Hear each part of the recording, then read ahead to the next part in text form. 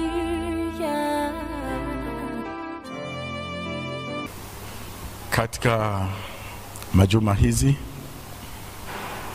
tunakuwa na neema na kibali ya baraza ya wazee ambao waliona vema kwamba katika kujifunza habari za hila 10 ambazo huzitumia ibilisi kwa ajili ya kuharibu maisha ya Wakristo, tutowe hila hizi bila kukata na tupokee mafundisho ambayo Bwana ametuandalia. Tarehe 1 mwezi wa kwanza tulianza na hila hizi 10, na hata hivi katika kuzungumzia habari za hila 10 za shetani kwa kubomoa Wakristo, kwa kubomoa maisha ya Wakristo,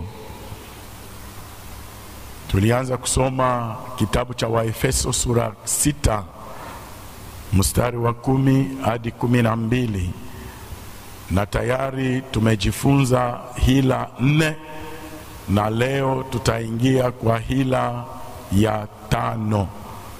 Kabla tunaingia kwa hila ya 5, tusome hii shahiri yetu ambayo ni kama shahiri linalo tuongoza. Waefeso sura yake ya 6 mstari wa 10 mpaka 12.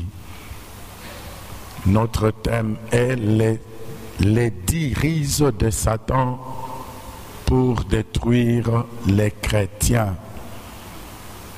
Tusome Waefeso 6:10-12. Kama tumepata tusome katika jina la Yesu Kristo. Hatimaye muzidi kuwa hodari katika Bwana na katika uwezo wa nguvu zake. Vaeni silaha zote za Mungu mupate kuweza kuzipinga hila za shetani. Kwa maana kushindana kwetu sisi si juu ya damu na nyama, bali ni juu ya falme na mamlaka, juu ya wakuu wa giza hili, juu ya majeshi ya mapepo wabaya katika ulimwengu wa roho. Neno la Bwana. Kwa Kifransa inasema, au reste frères, fortifiez-vous dans le Seigneur et par sa force toute puissante. Revêtez-vous de toutes les armes de Dieu afin de pouvoir tenir ferme contre les ruses du diable. Car nous n'avons pas à lutter contre la chair et le sang, mais contre les dominations, contre les autorités, contre le prince de ce monde de ténèbres, contre les esprits méchants dans les lieux célestes. Parole de Dieu. Wapendwa, tulionyesha ya kwamba mwandishi mmoja akaorozesha hila 125, 125 ruses de Satan ambazo huzitumia kwa kuharibu maisha ya Wakristo. Na sisi tukaona vema kujifunza hila hizi 10 ambazo ni kama amri 10 za ibilisi za shetani anazozipea watu wake, wajumbe wake, ili wazitumie kwenda kuharibu maisha ya Mkristo, kuharibu maisha za ndoa, le couple, kuharibu maisha za jamaa na kuharibu maisha za kanisa, hasa makanisa ya Bwana, makanisa ambamo mna uamsho, makanisa ambayo Roho wa Mungu angali anatawala na angali anaongoza. Na kwa siku ambazo zimepita tumezungumzia mbinu au hila 4 za kwanza, na katika kuzungumzia hizo hila 4 tayari tumezicheua kama vile Bwana alivyotujalia. Ya kwanza inasema musiwaruhusu wa Kristo. Nyendeni enyi jeshi langu, asema Satana. Nendeni katika maisha ya Wakristo na kanisa na jamaa zao. 1, musiwaruhusu kuomba au kufunga. Musiwaruhusu kuomba na kufunga. 2, musiwaruhusu wasome Biblia. Waacheni wasome vitabu vingine na majourno, lakini hapana Biblia. 3, waambieni ya kwamba Mungu wao hana haja ya vyakumi vyao na sadaka zao. Ni wapasta, watumishi wao ndio wanakuwaka wanazikula.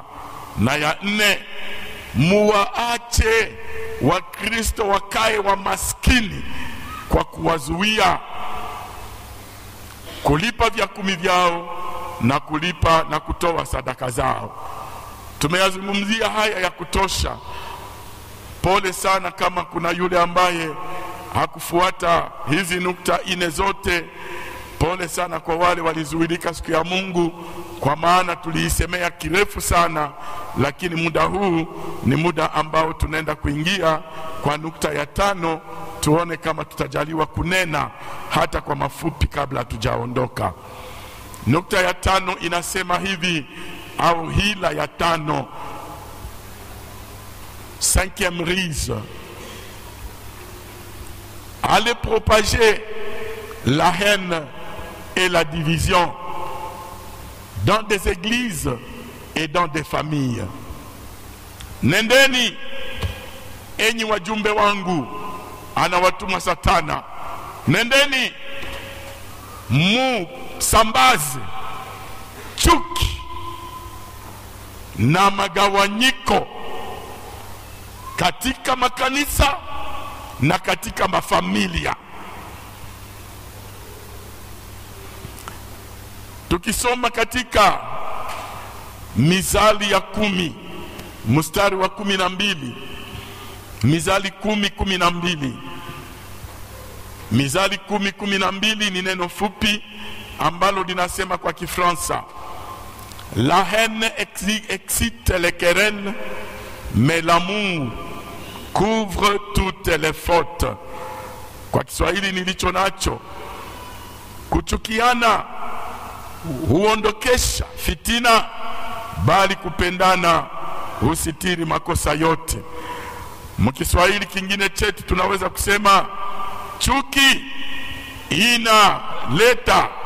inaamsha fujo, lakini upendo inafunika makosa yote.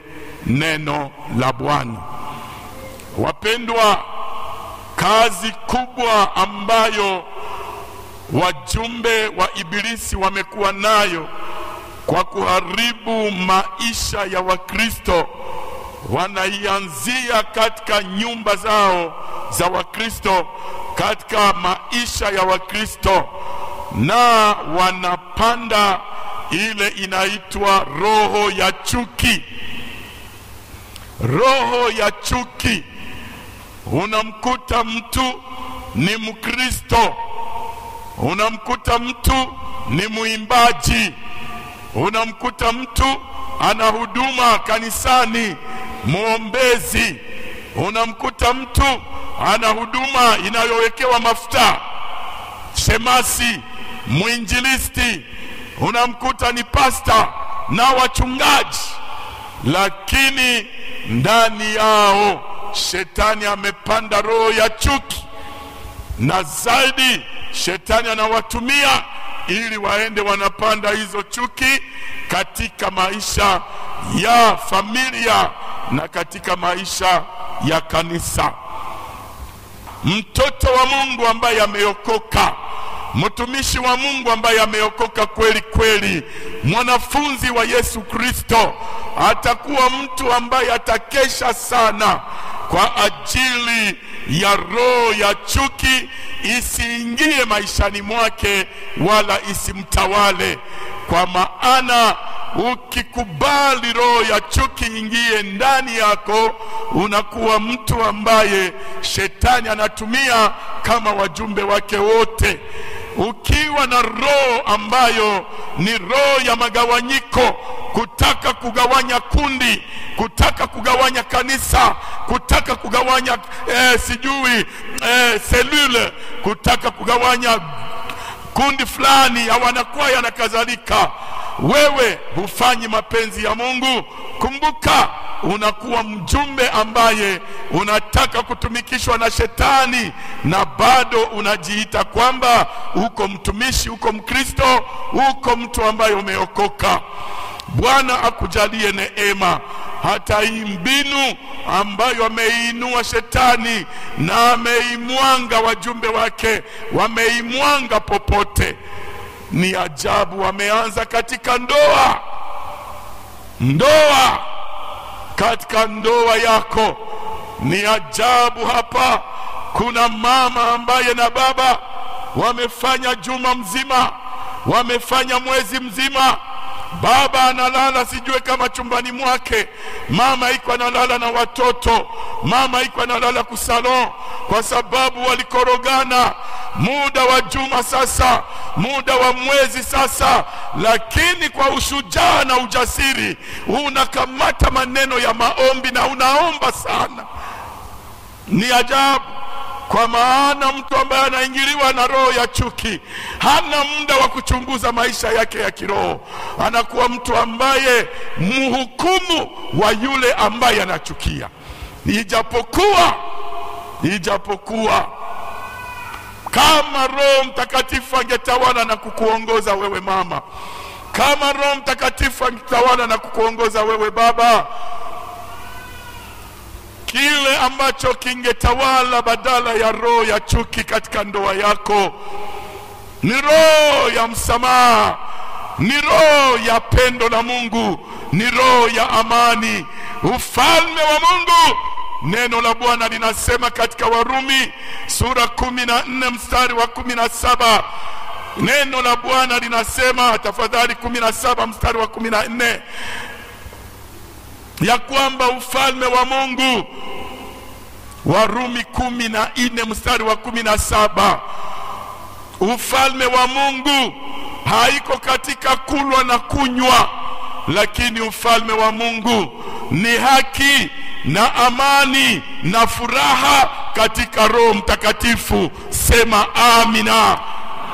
Palipo ufalme wa Mungu katika ndoa, kutadumu haki, kutadumu furaha na kutadumu amani. Chuki inapoingia ni shetani mzima. Usipogundua utayala mafuriko ya moyoni. Lakini Bwana anakuagiza asubuhi ya leo, rudi, kwa maana shetani ametuma wajumbe wake. Inaweza kuwa ni jirani, inaweza kuwa ni rafiki, inaweza kuwa sijue ni nani ambaye alifitinia ndoa yako na anaitupa roho ya chuki. Na leo ndoa zinagongana na inakuwa hatari. Hata katika majamaa, le famille, shetani anatupa roho ya chuki. Katika jamaa zilizo nyingi unakuta watu, dada na dada walitoka tumbu moja, damu moja, lakini leo hawezi kuzungumza, hawawezi kukaribiana, au baba na baba, au ndugu na ndugu. Lakini wajasiri sana katika kuimba kwa sababu ni waimbaji, wajasiri sana katika kuomba kwa sababu ni waombezi, wenye kuhubiri kali ajabu kama hivi kwa sababu tu wana neema ya kupewa uinjilisti au kuhubiri. Hebu wapendwa watoto wa Mungu, na waagizeni katika jina la Yesu, zipingeni hila za shetani na hila ya chuki isipate nafasi ndani ya maisha yetu. Na sasa unakuta ndoa ambamo mnakaa chuki, jamaa ambamo mnakaa chuki, wote wanakuja wanakusanyika kanisani. Kanisani inakuwa kusanyiko ya watu wenye kujaa roho za chuki, na hiyo inakuwa hatari. Na tunafikiri bado tunaenda mbinguni. Waendao mbinguni wataondoa roho ya chuki katika maisha yao. Waimbaji wanaokwenda mbinguni wataondoa roho ya chuki. Wainjilisti wanaokwenda mbinguni wataondoa roho ya chuki. Pasta, wainjilisti, mashemasi, wote wazifanyao huduma na wanafunzi wa Yesu wa Kristo kweli kweli, wadada na wakaka, ondoeni roho ya chuki, kwa maana imetawala na inabomoa maisha. Inabomoa maisha yako kama Mkristo na safari yako kwenda mbinguni, lakini pia imebomoa hata na kanisa. Tunasoma hapa ya kwamba chuki matokeo yake inaleta magawanyiko, inaleta fujo. Wapendwa, unajua ya kwamba Ibilisi na jeshi lake linajua habari ya vipindi vya sifa na maabudu ambavyo Bwana ameangazia makanisa. Na vipindi vya sifa na maabudu ni silaha kubwa sana kwa Mkristo anayeishi maisha ya sifa na maabudu na roho ya shukurani daima kwa Bwana. Niliposema siku ya Mungu, nikasema ya kwamba katika kulipa vya kumi vyetu, katika kutoa sadaka zetu, tusifikiri kama tunavifanya kwa faida ya Mungu, lakini tujue kama ni kwa faida ya mtu mwenyewe. Sema amen. Kwa sababu Bwana anasema katika kitabu cha Zaburi 50 mstari wa 14 na mpaka mstari wa 15, mstari wa 14 na mstari wa 15. Lakini ukianza kwa mstari wa 7 utaona pale kwenye Mungu anasema, moi Dieu je ne suis pas mendiant. Sitaenda mnyumba yako ni kuombe ngombe, ni kuombe nyama, ni kuombe faranga nini. Minjo mwenye bile vyote. Haleluya. Sasa wewe toa vya kumi vyako na ondoa naziri zako, kwa sababu utaniita siku ya mateso yako, mimi nitakuitikia na nitakuokoa, na nikisha kuokoa ninakusifu. Ina maana sisi wakati tunamtolea Bwana, tusimtolee na manunguniko. Ukiendelea kutoa na manunguniko, utaishi katika laana na ukosefu, na baadaye chuki itakuingia.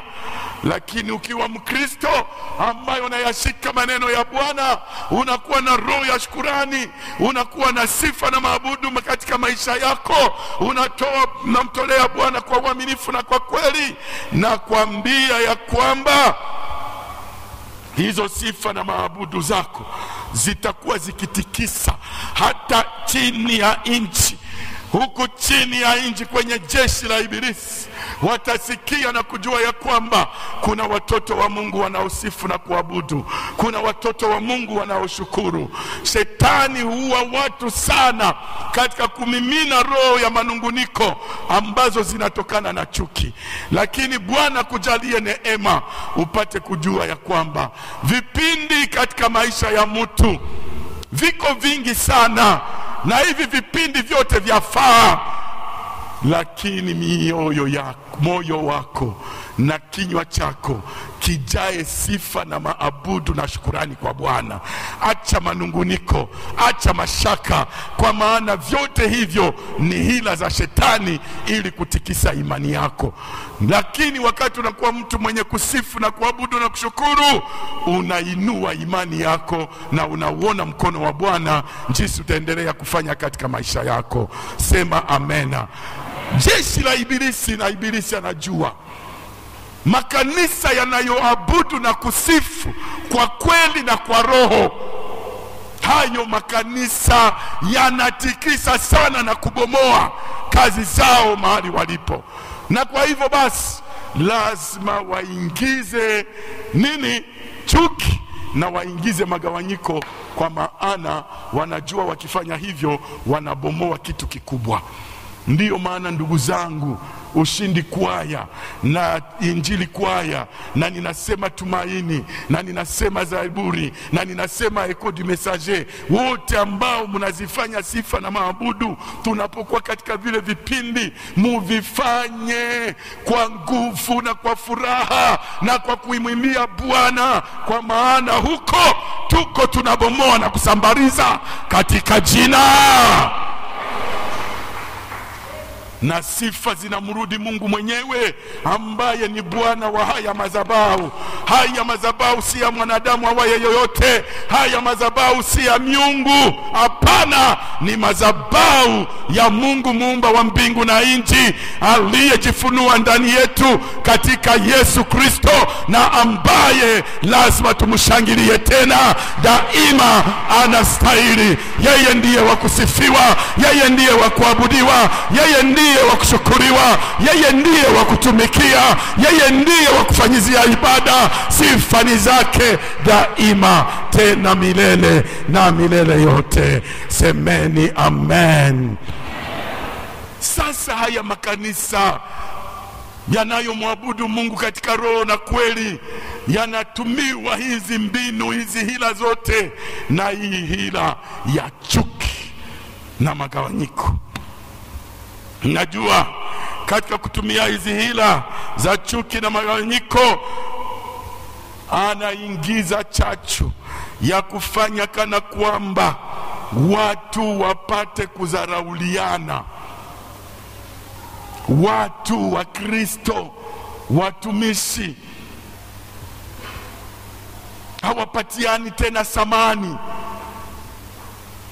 Lakini sikiliza nikwambie, mtoto wa Mungu, mtumishi wa Mungu, ukikuta roho ya dharau inaanza ingia ndani yako, sema unajaribiwa na hauko tena katika mapenzi ya Bwana. Kwa maana huna hata haki moja ya kumdharau mtu awaye yote ambaye ameumbwa na Mungu. Huna hata. Mungu akujalie neema. Na katika kudharauliana inafanya kana kwamba watu wanakuwa wenye kusemana kiolela, bila adabu, bila kujua nani, jina ya nani hii niko ninasema, na ni nani na na umri gani kwangu mimi. Nilisema kwa ibada ya kwanza, hata mimi nikiwa mchungaji, lakini nikiombea baba kama Noe, baba kama Kazi Nguvu, pamoja na baba ni Kuderwa, hapana, nitajua huyu ni mzazi, hata kama mimi ni nini, ni mtumishi wa Mungu, lakini ni kama baba yangu aliyenizaa mimi. Na ninavyokuwa nikitembea mbele ya baba yangu aliyenizaa, amani kwake, amelala pumzike kwa amani. Lakini anajua nilivyomheshimu mimi, hivyo nitawaheshimu baba zangu ambao ninaishi pamoja nao. Mungu amenipatia, ingawaje vipawa, ingawaje cheo, ingawaje karama, ingawaje nini. Lakini leo Wakristo wanajiruhusu kusema haizuru nani na haizuru nini, kiasi hata kwa huyu ambaye anasimama mbele zao.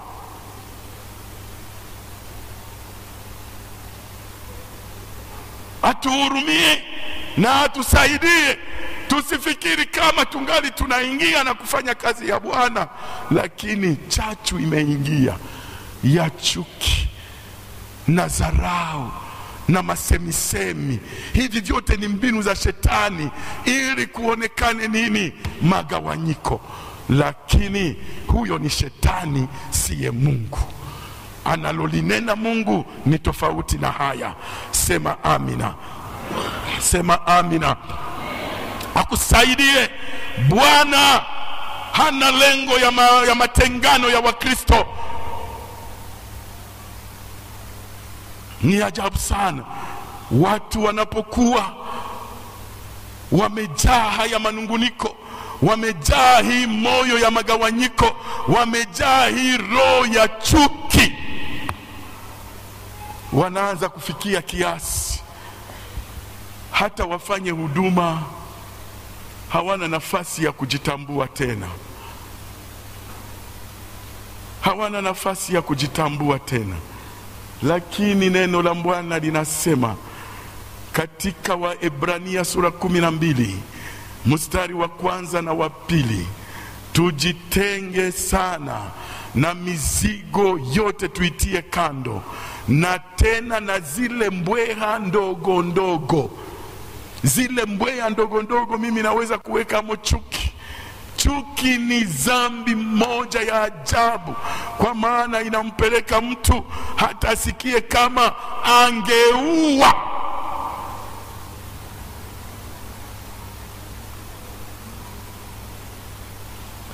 Shetani ameweka hii chuki katikati ya mapasta, katikati ya wainjilisti, katikati ya mashemasi, katikati ya vikundi mbalimbali. Niseme nini? Hata wale viongozi wakuu wa makanisa.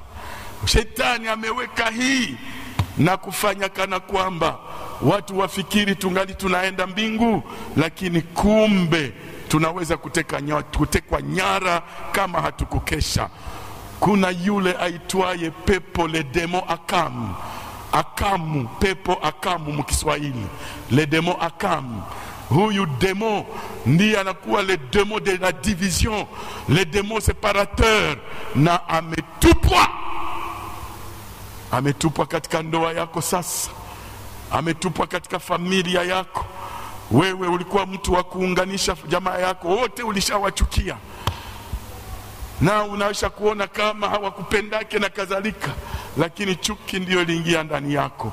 Mungu akujalie neema. Wapendwa, Mungu atusaidie kukesha sana, kwa maana hii ambayo inaitwa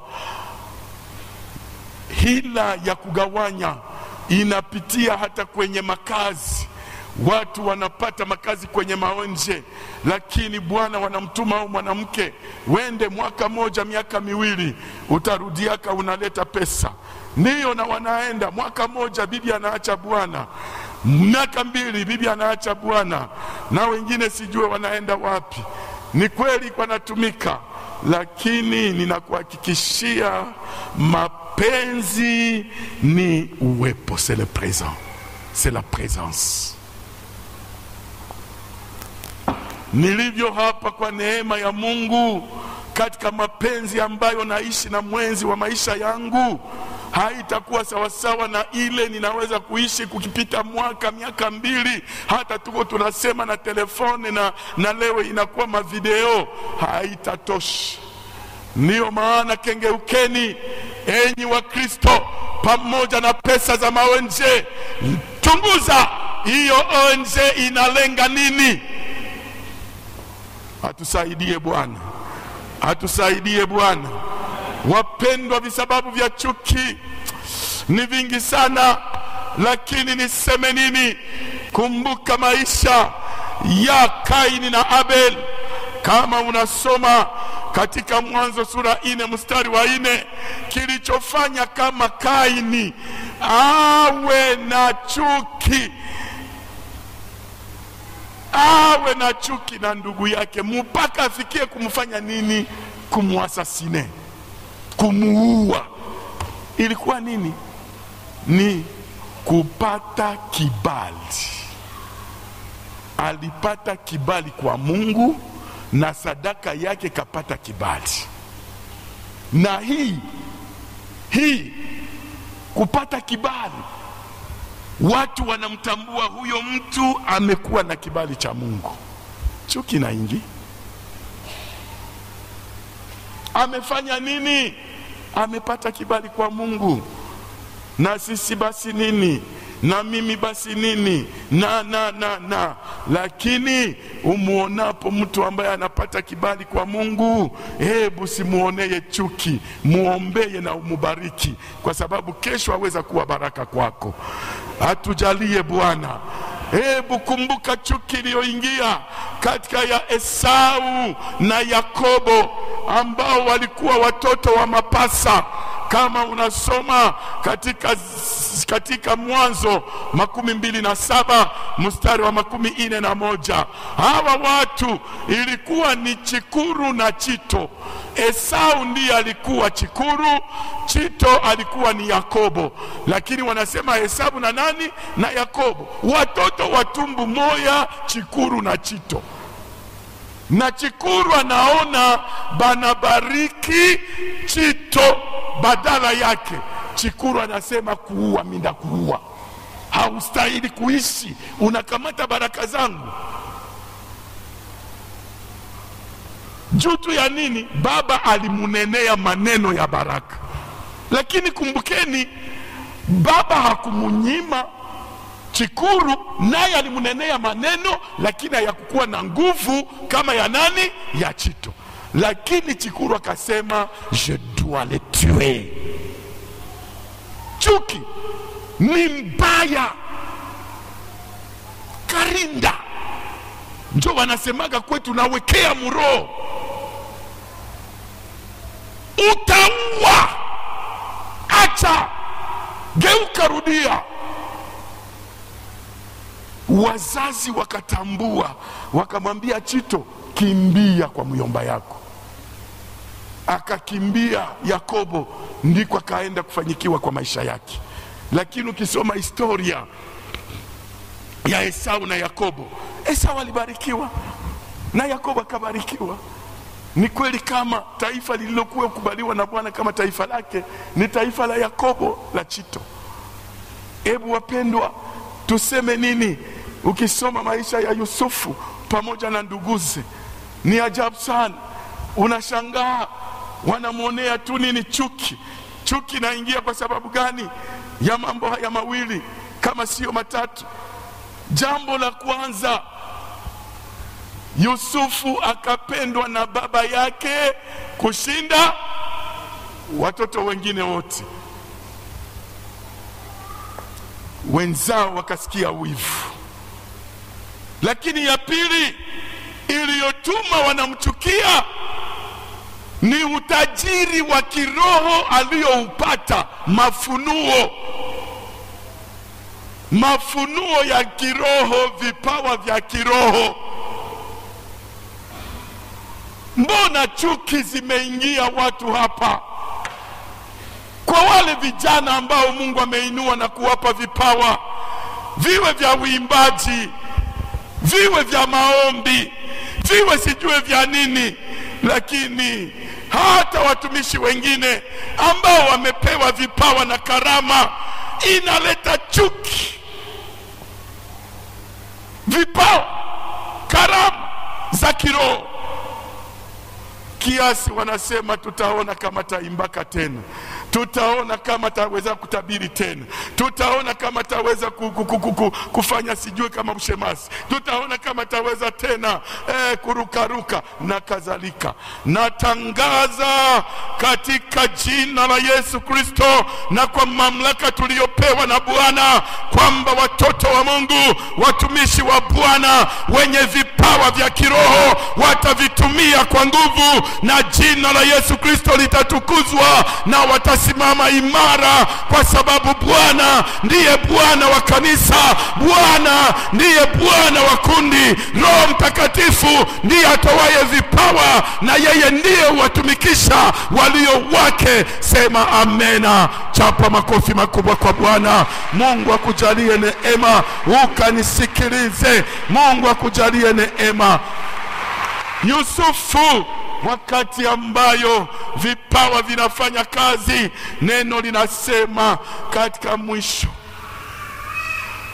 waliyetaka kumtupa shimoni na kumuua sionekane, wakamuuzisha. Hata sasa twende tuone vipawa vyake vitamfanya nini. Huyo ndiye baada ya miaka alikuwa msaada wa jamaa Loti. Watu 17 wanatoka Misri wa jamaa ya Yakobo, wote wanakuja kwa Yusufu. Yusufu anawalisha, Yusufu anawavika, Yusufu anawapa nafasi ya kufanyia kazi, Yusufu anawapa nafasi ya kufugia vifugo, Yusufu anawatengeneza, na kila leo wakala. Sema amina. Aliye na chuki, utarudi kuwa mtumishi wa huyo. Nasema nini? Utarudi kwa huyo Mungu unafanyizia chuki. Hata ni kaka yako, ulisha kumuona kama hakufai tena, utarudia. Abaki tu mapenzi ya Mungu, utarudi na utamuinamia. Mungu akujalie neema, onyeka leo. Mungu akupe neema, onyeka leo. Tazama Yefta pamoja na ndugu zake. Hapa ndipo nitasema pia ya tatu ya Yusufu. Yefta pamoja na ndugu zake. Yefta kazaliwa na baba, akazaliwa na mwanamke mwengine, na ndugu zake na Yefta balizaliwa na mwanamke mwengine. Manake baba aliowaka kazaa batoto, lakini akaenda kuzaa nje mtoto aliyeitwa Yefta, akamzaa kwa Mbaraga. Je, mnanielewa? Yusufu alikuwa mtoto wa kwanza wa Rahel. Rahel alizaa watoto wawili tu. Alizaa Yusufu na Benyamina Lekade. Lakini Lea pamoja na vijakazi ndiye alizaa watoto wengi. Miongoni mwa ile ilituma kama waliona Yusufu hafai, ni kwa sababu hakukuwa mtoto wa mama. Angelikuwa mtoto wa Lea, habangemuonea vile. Sijui kama unanipata. Je, unanipata? Yefta banamwambia, toka, hautarizi mumali yenye mama yetu na baba balitumikia. Kwenda kule, Yefta. Yefta naenda. Wanamtupa kwa sababu hakuzaliwa na mama, lakini alizaliwa na baba. Mbona mnatabomoa jamaa yenu juu ya bumbanda?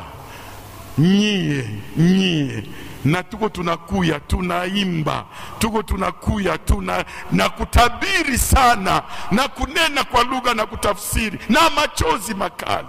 Lakini mbowaji wa jamaa juu ya ule mwenye kuzaliwa na baba yako, juu ya ule mwenye kuzaliwa sijui kama na mama yako, wewe njoo uko na kumkono, wewe njoo uko na fimbo, wewe njoo uko na nini ile badiburi chilindi papa yeti gwere chilindi. Manake kama banajua mwenye anatusemeaga kusudi uyapate shida biharibike bikuwe hivi, ni wewe. Lakini mwimbaji ni wewe, msema lugha ajabu ni ule, una maombi yake.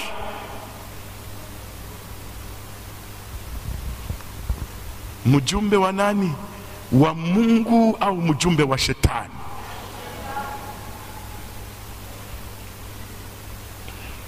Inafika wakati ndugu zake na Yefta wanaingia katika shida na Wafilisti. Wanasema hakuna mwingine atatuokoa kama siye Yefta, toe mwendeye tumuombe msamaha.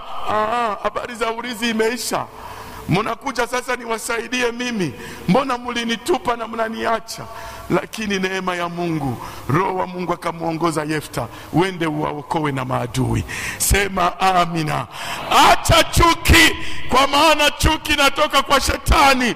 Acha chuki, inatoka kwa shetani. Niseme nini jamani? Ni ajabu sana. Hii sikuisema kwa ibada ya kwanza, lakini ninashangaa hata chuki inaanza kuingia kati ya mtoto na babaye. Namkuta Yefta ambaye si Yefta, lakini namkuta Absalom pamoja na Daudi. Absalom pamoja na Daudi amemuona baba yake amezeeka, na nasema imekwisha, baba ikale sasa, alafu mie njo ndakuwa mfalme. Absalom, kwa sababu baba amezeeka, kwa sababu baba akufe sasa. Chuki. Ni kweli alikuwa na watoto wengi, na Absalomu anasema bafanya aye, bapeti yangu, bagra yangu bafanya aye, miye njo minda remplace baba, minjo ndakuwa mfalme wa Israeli. Anajikusanyia watu na naanza kuambia, miye mkinifanya tu mfalme, mimi nawaambia kila Muisraeli atapata haki yake. Huyo mzee ule Daudi mwenye yuko pale, mwacheni, mkuye. Anajikusanyia watu, wanaenda kwenye yuko. Wapendwa, Bwana anabaki Bwana. Mateso ya wenye haki ni mengi, lakini Bwana huwaponya na yoyote. Neno la Bwana, sema amina, sema amina. Absalomu akashindwa mbele ya mzee mfalme Daudi, na ilipofika wakati Daudi ilibidi aweke yule atakayemkomboa, akamweka Sulemani badala ya Absalomu. Sema amen. Kwa maana hiyo ndiyo ilikuwa mpango ya Mungu Mwenyezi peke yake. Akujalie Bwana, akusaidie hata unaweza kuelewa mpendwa haya ambayo ninakueleza. Chuki ni mbaya sana, imepandwa na shetani, naye shetani anapoiweka chuki inazaa uadui, chuki inazaa ugomvi, chuki inazaa wivu, chuki inazaa hasira, chuki inazaa fitina, chuki inazaa magawanyiko, chuki inazaa uzushi. Karinda njo banaitaka karinda. Uko natembea na mtu, uko nakula naye, uko naishi naye, uko namutendea mema, mebienyikwa na kusemea muroho. Bienyikwa na kusemea muroho. Mungu anakusomesha abyo.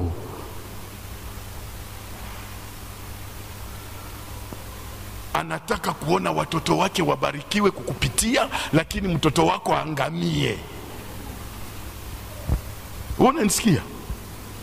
Kupitia mkono wake batoto yake babarikiwe, lakini wewe mtoto wako aangamie. Unasikia karinda? Unasikia habari ya chuki? Chuki inamsukuma mtu mpaka anasema sakufe, siakufe. Mbele za Mungu ulishaua. Ni hatari. Ule dada yangu ule alishaka nizuia kufanya vyenye ningefanya, siakufe.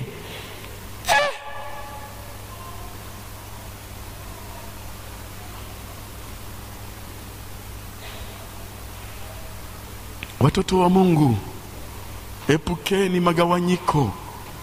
Magawanyiko sio mapenzi ya Bwana. Awaye yote anaweza kutumiwa na shetani. Aligawanye kanisa, agawanye kundi, agawanye sijue nani, jamaa. Huyo si mjumbe wa Mungu, ni mjumbe wa shetani. Na uliye na roho kama hiyo, tubu, acha, tengeneza, ili upate neema ya Bwana. Kwa maana tulivyo navyo tunavyovipigania duniani ni vya muda mfupi. Vanité de vanité, tout est na tunapigana, nani pate hii, na huyo silani. Lakini kifika muda Bwana anasema tidor, lala.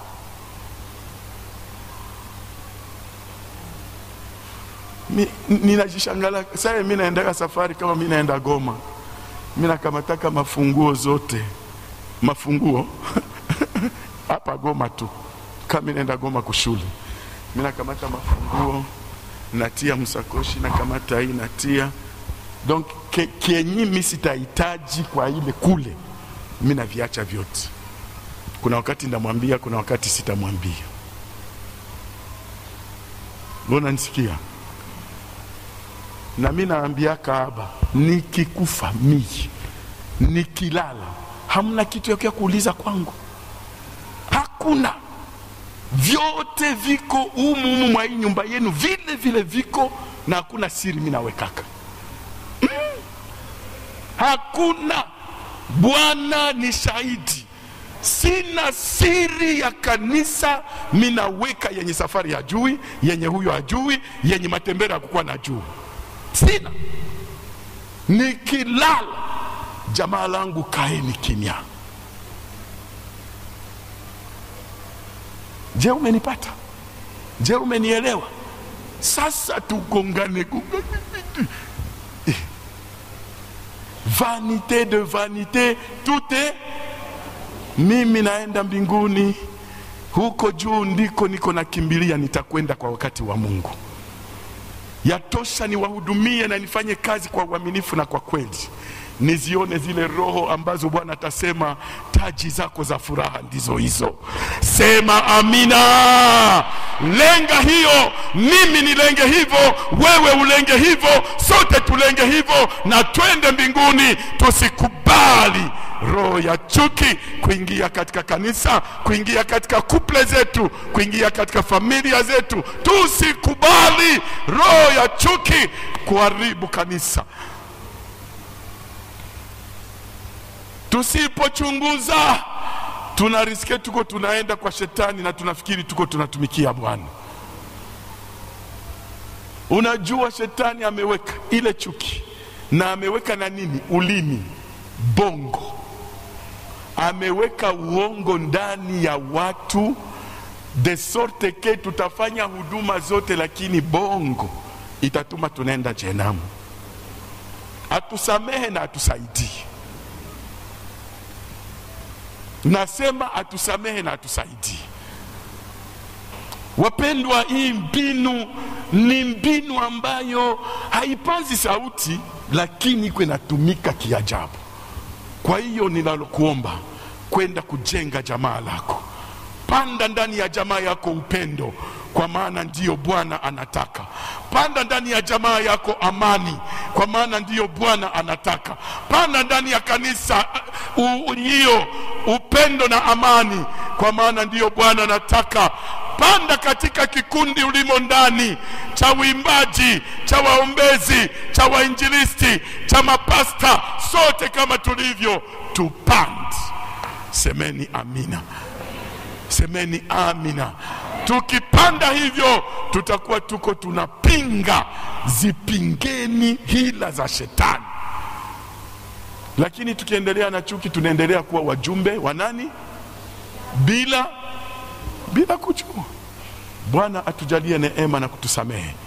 Kumbukeni pilia ya 5 ya kanisa hili, nguzo ya 5 inasema umoja, chemchemi ya nguvu na baraka. Lazima umoja tuutetee, fasi yote kwetu tutapita. Na Bwana tubariki asubuhi ya leo. Amen. Hallelujah.